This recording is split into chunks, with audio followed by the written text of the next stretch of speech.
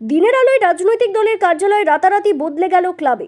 দুবরাজপুর পৌরসভার 12 নম্বর ওয়ার্ডের খগিয়াপুকুর পাড় এলাকায় তৃণমূল যুব কংগ্রেসের একটি কার্যালয় আচমকা যুব সংঘ ক্লাবে পরিণত হওয়াকে কেন্দ্র করে তীব্র চাঞ্চল্য ছড়িয়েছে শহর জুড়ে।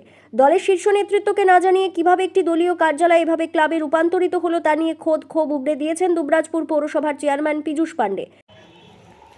দুবরাজপুর পৌরসভার 12 নম্বর ওয়ার্ডে খগিয়াপুকুরের পাড়ে একটা পার্ক যুব তৃণমূল কংগ্রেসের পক্ষ থেকে এবং তিনি শহরের সভাপতি যুব তৃণমূল কংগ্রেসের সাগর কুণ্ডুর নামে একটা জায়গা ক্রয় করা হয়েছিল এবং যুব তৃণমূল কংগ্রেসের বিল্ডিংও করা হয়েছিল।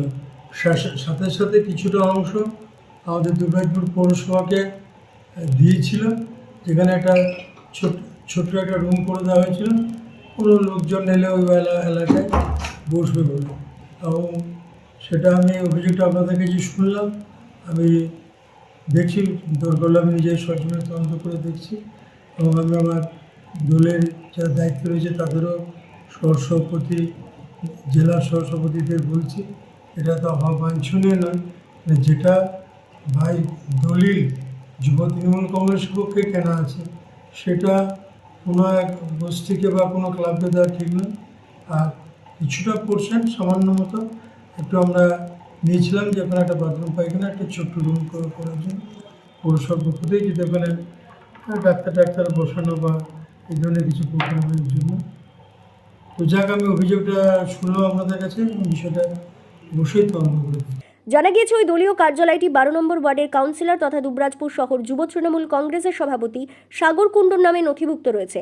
স্থানীয় বাসিন্দাদের দাবি খোদ সাগর কুণ্ডুর নির্দেশেই দলীয় কার্যালয়টি থেকে ক্লাব তৈরি করা হচ্ছিল, কিন্তু শাসক দলের অন্দরেই প্রশ্ন উঠেছে, দলকে অন্ধকারে রেখে কেন এমন সিদ্ধান্ত নেওয়া হলো, কার অনুমতিতে এই পরিবর্তন, তা নিয়ে এখন সরগরম এলাকা।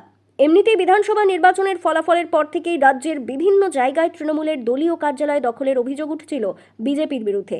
এই আবহে দুবরাজপুরের ঘটনাটি নতুন মাত্রা যোগ করেছে। তবে ঘটনার সাথে দলের কোনো সম্পর্ক নেই বলে সাফ জানিয়ে দিয়েছেন বিজেপির দুবরাজপুর শহর সভাপতি দেবজ্যোতি সিংহ।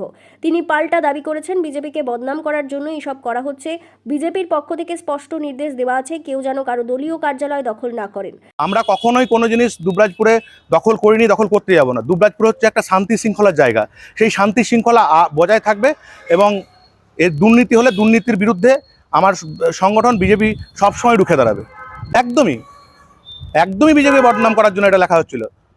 এই কুৎসা ছড়াচ্ছে এইগুলো গোটাই বললাম না, ওখানকার কাউন্সিলর যিনি আছেন উনি ছড়াচ্ছেন, ওনার তৃণমূলীরা ছড়াচ্ছেন।